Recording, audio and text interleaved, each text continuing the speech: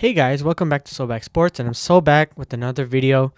But before I get into this video, let me rant real quick about the Chicago Bulls because we go another year where we have not made a single trade. Apparently, it's been since 2021, since we traded for Derrick Jones Jr., that we have, since then, we have not made a single trade. And I just want to know, what is going on with this organization? And why are we so pathetic when it comes to this? We know that this core of Zach LaVine, DeMar DeRozan, Vucevic, this experiment, and Lonzo Ball, this experiment is done. This experiment is pretty much done. And all this not to trade for someone, and just for us to be a play-in tournament team, and eventually in the offseason, they pretty much leave. What are we doing? AK, what are we doing? Bro is not making these calls. Look, he's literally, this dude is not calling anyone. This dude, he's calling no one right here. Oh my god, dude, this team is infuriating. This is beyond pathetic, and yeah, oh my god, I can't with this team. Anyways, all right, now I'm on to more important matters. Now that's out of the way. Let's talk about the trade deadline. And oh boy, it's been the most mildly disappointing. It's not the most interesting, that's for sure, because there's no big trades. Maybe kind of big ones, but overall nothing huge. Let's start from the beginning. So in the beginning, we started with probably Monte Morris is probably the biggest one, Xavier Tillman to Boston, small trades like that. I feel like the biggest losers in this one are Detroit. Detroit definitely lost this, but that's to be expected given how they've been losing on and off the court. So, and then Philly made a big trade. Indiana Pacers So the Philly got Buddy Hield for Marcus Morris, Furkan Korkmaz, and 3 second-round picks. Overall, if Philly is trying to make that push to mitigate the fact that Embiid is going to be out for 2 months or so, this is a very good trade for them.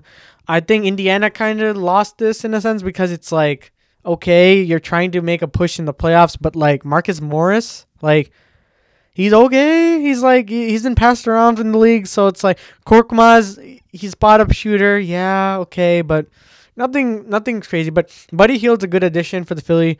He's gonna be good with Maxey and the rest of the gang. So overall, I think Philly won this one. Kelly Olynyk to Toronto. Toronto is a non-factor. Utah got Aro Potter and a 2024 first-round pick. Oh, wow, I didn't even know that. Oh, wow, that's... Honestly, Utah kind of fleeced them, not going to lie.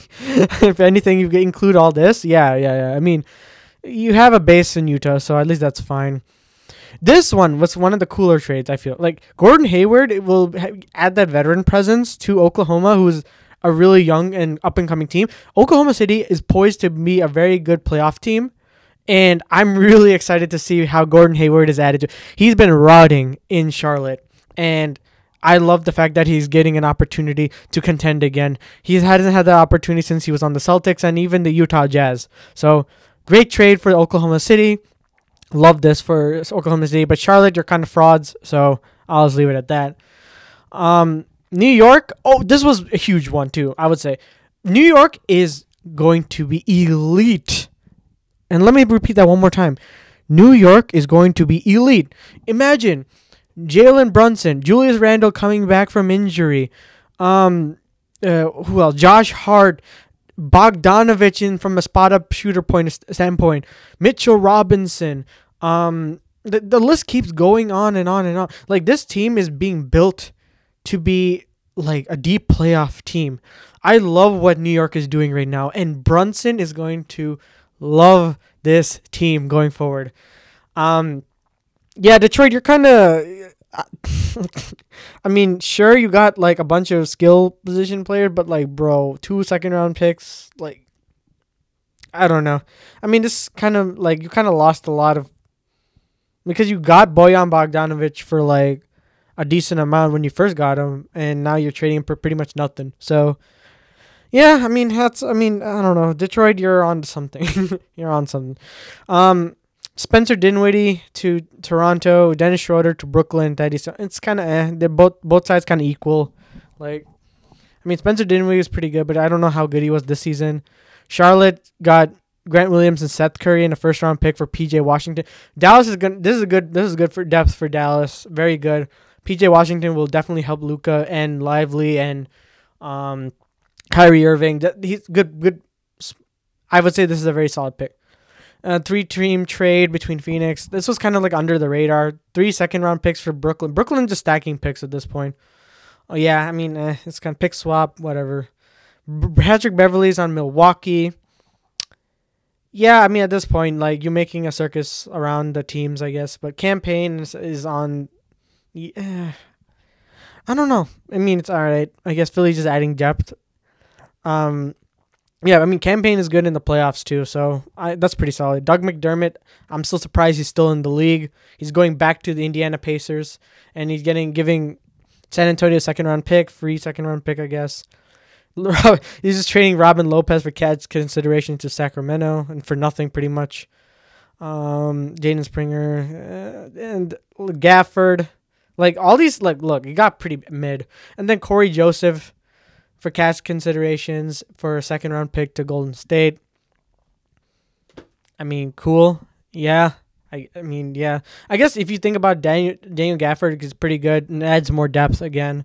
I think the real win. Okay, now that it's pretty much done. These are all the trades, by the way.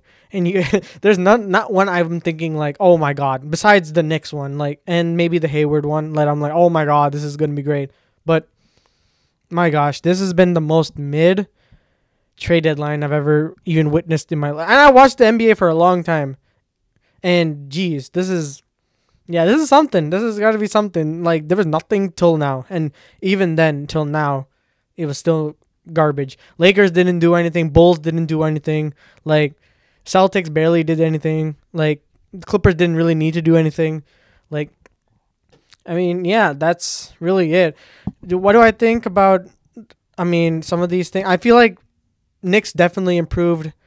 The Mavs won a lot of this trade deadline.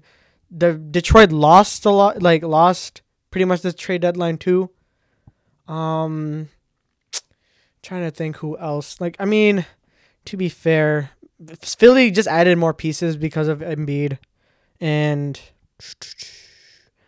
I mean Toronto is not really a factor. Toronto's just made trades for the sake of it. And yeah, Detroit just lost a lot of its players because it's like they're not doing really anything. And yeah, I mean, that's about it. Like, I mean, Atlanta was about to trade DeJounte Murray, and then Kyle Kuzma was about to be dealt, but nothing happened. Ended up like, I mean, makes sense. I wouldn't want Kyle Kuzma right now because Kyle Kuzma's kind of washed, and DeJounte Murray, I'm kind of surprised he didn't end up getting traded.